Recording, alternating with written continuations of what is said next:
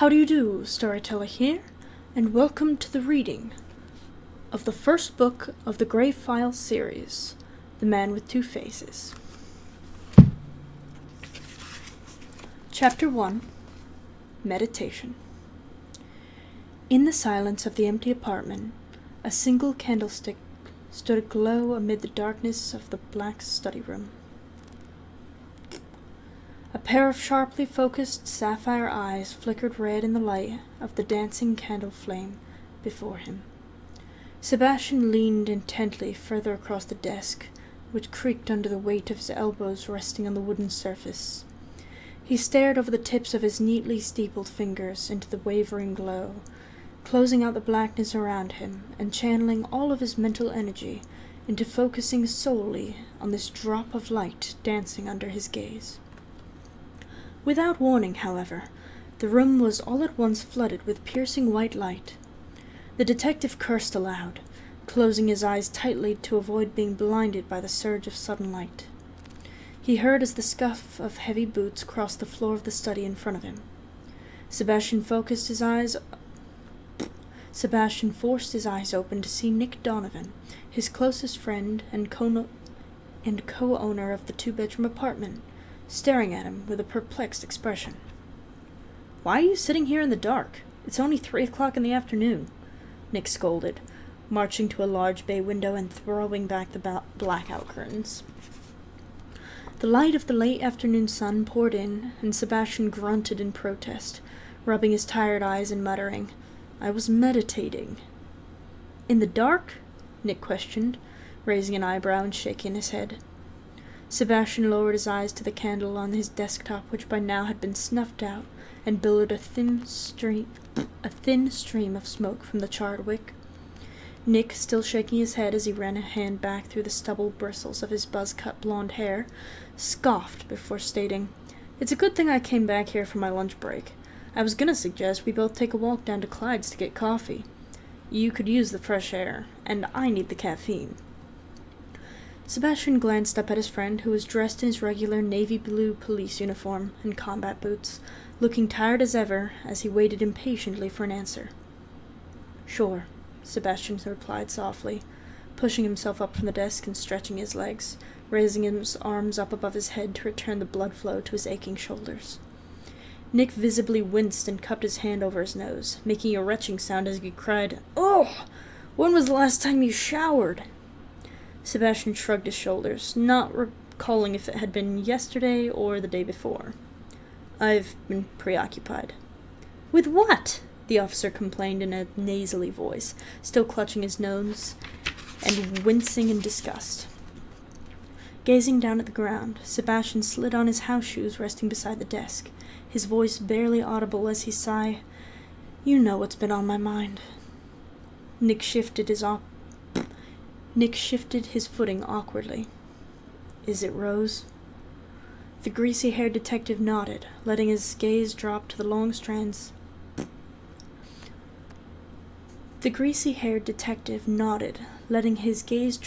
As long strands of his jet-black hair untucked from his ear to hang across his face as he muttered, "She won't even answer my calls." The officer again ran a hand back through the bristles of his short hair, hanging his arm behind his neck as he nodded, adding, "Sorry, Seb. I know you two dated for a long time, but there are other girls out there. Don't let her do this to you. Come on. I'm buying the coffee. You need to get out of this apartment," he insisted, giving his friend a reassuring clap on the bicep.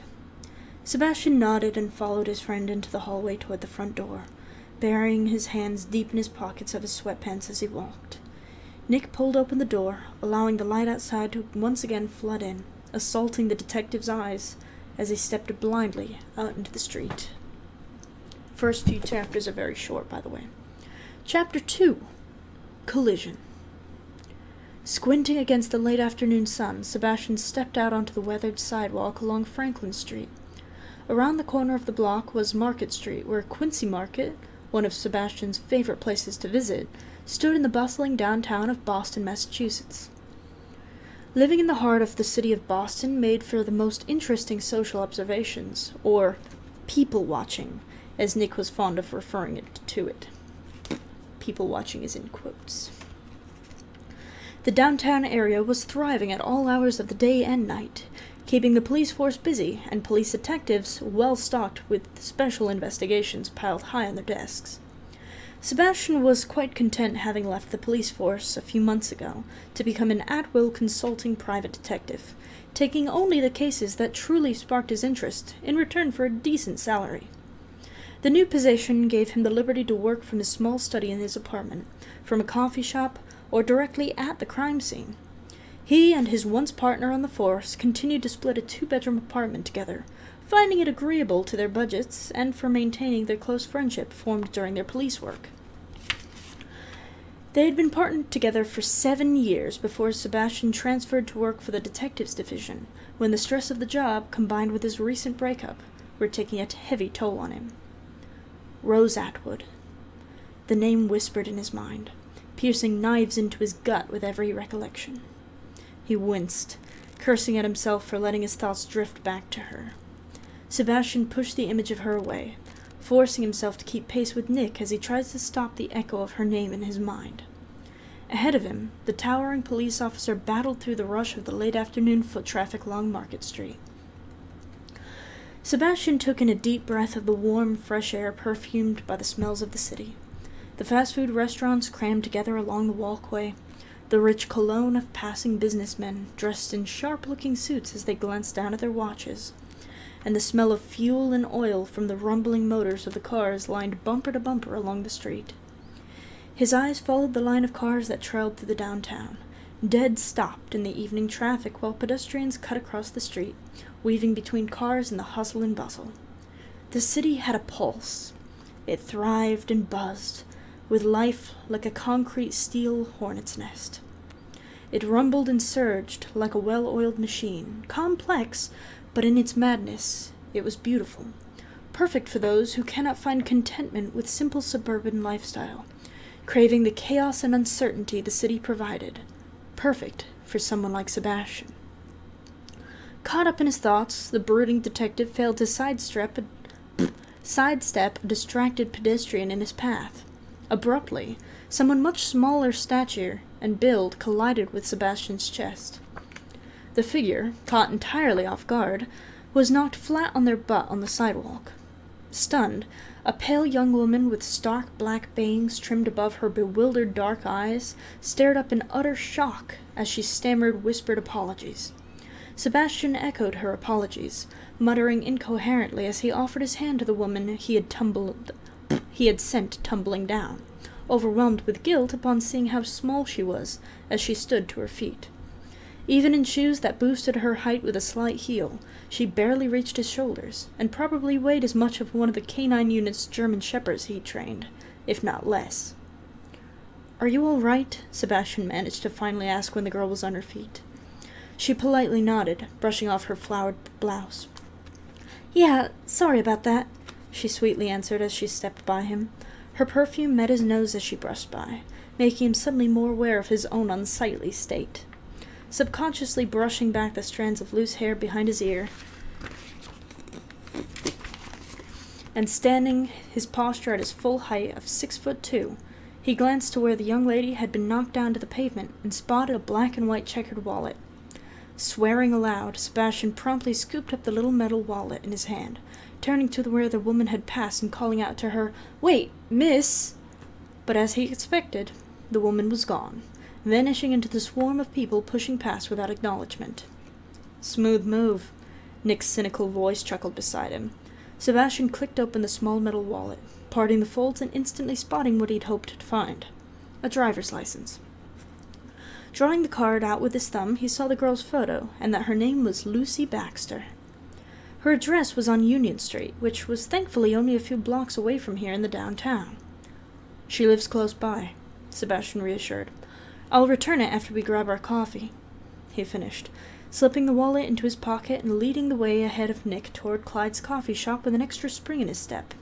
Nick noticed how his friend's attitude had brightened up. Though thankful for the change from the depressed stupor, Nick wondered what had the detective humming to himself as he skipped the rest of the way down Market Street. Chapter 3. After Chapter 3 will probably end the first input It's only about 10 minutes in, but I'll try to keep these short for you guys. Chapter 3. Revelation.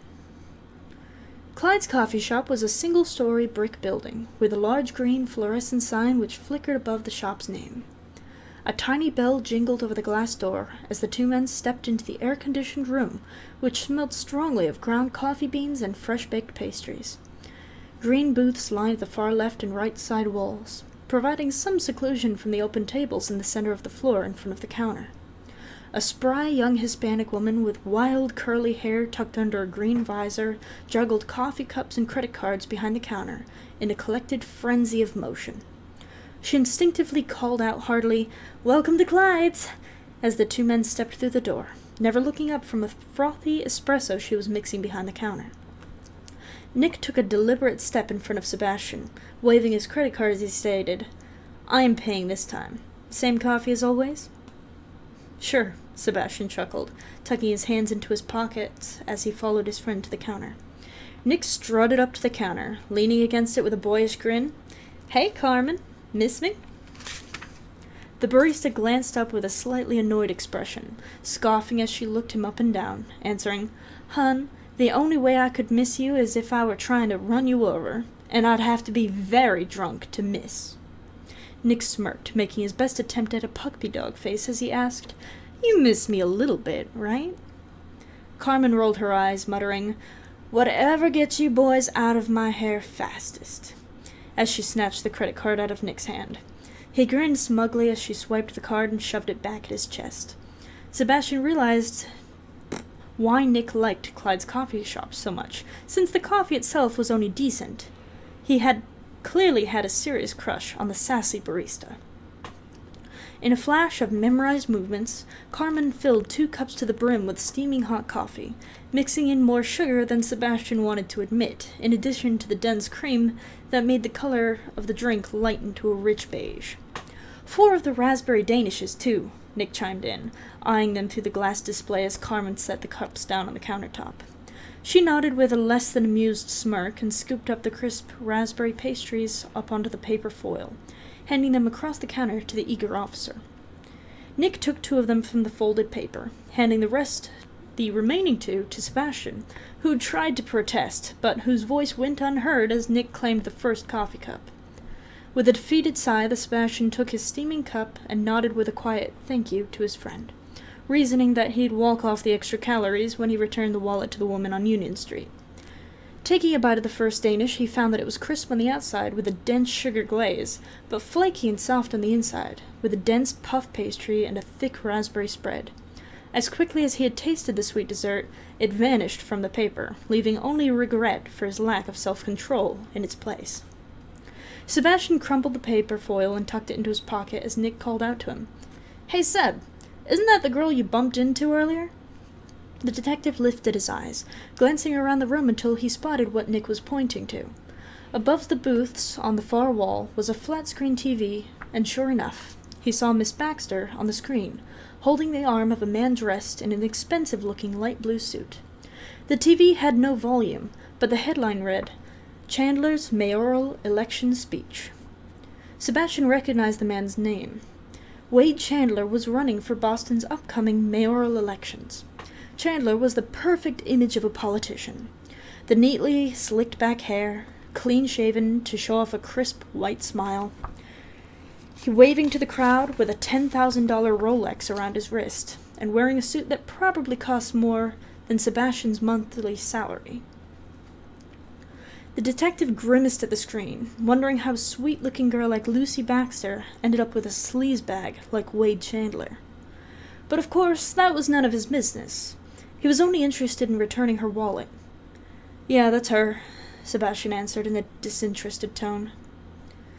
"I guess you never know who you might bump into," Nick commented, taking a sip of his still steaming coffee, clearly burning his mouth as he yanked the cup away and winced painfully.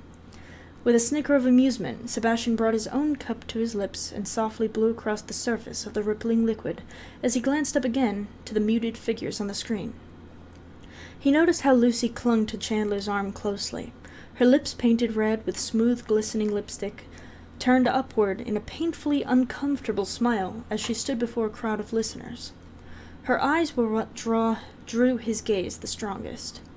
Those mahogany orbs set beneath sharp, intelligent brows, below a sharp line of her black bangs, the rest of her hair falling around her shoulders in sleek black shroud. Her eyes darted back and forth across the faces of the crowd. Focusing on them, Sebastian could see deeply into them. There was something there in their wandering gaze, something nameless and beautiful he couldn't quite define, until she looked up straight into the camera filming her. My God, she looks just like... Hey! Nick's voice interrupted his thoughts. Come back to Earth! Sebastian broke his gaze away from the screen and glanced over at his friend, whose brow was raised questioningly. Sebastian shook his head, admitting that he had just been watching the speech. It's muted, Nick argued. You're just staring at the girl. What could Sebastian say? Nick was right, but not in the way that he thought. Sebastian took a swig of his coffee, which by now had started to cool down. Nick glanced down at his watch, making an irritated face as he muttered, My break's over in a minute. I have to head to the station. Care to join me? The detective shook his head. I have to return her wallet, he answered, indicating with a point up to the TV screen. Nick shrugged, grinning slightly, as he slyly whispered, Well, you two have fun with that. I expect a juicy story later when I get off work, before waltzing to the doorway. Insufferable. Sebastian chuckled as a bell on the top of the door jingled, his friend disappearing into the street. Sebastian could have sworn he heard Carmen let out a sigh of relief as Nick left, or perhaps it was a sigh of disappointment. Either way, he took another long sip from his coffee as his eyes returned to the screen, which had changed to broadcasting a different story. Chugging the last of his coffee, feeling uncomfortably full as he crumpled the cup and tossed it into the trash, Sebastian followed suit and headed out the door, sliding the wallet out of his pocket and clicking it open again. He glanced down at the driver's license once more, reading the address out loud, as he pushed the door open with his shoulder. 17 Union Street, apartment 541. Well, Miss Baxter, let's see if you're home. Thank you guys so much for joining me for this. That was chapters 1 through 3, and next time we will be reading 4 through 7. So thank you guys so much for watching, and I will see you guys in the next video. Bye-bye!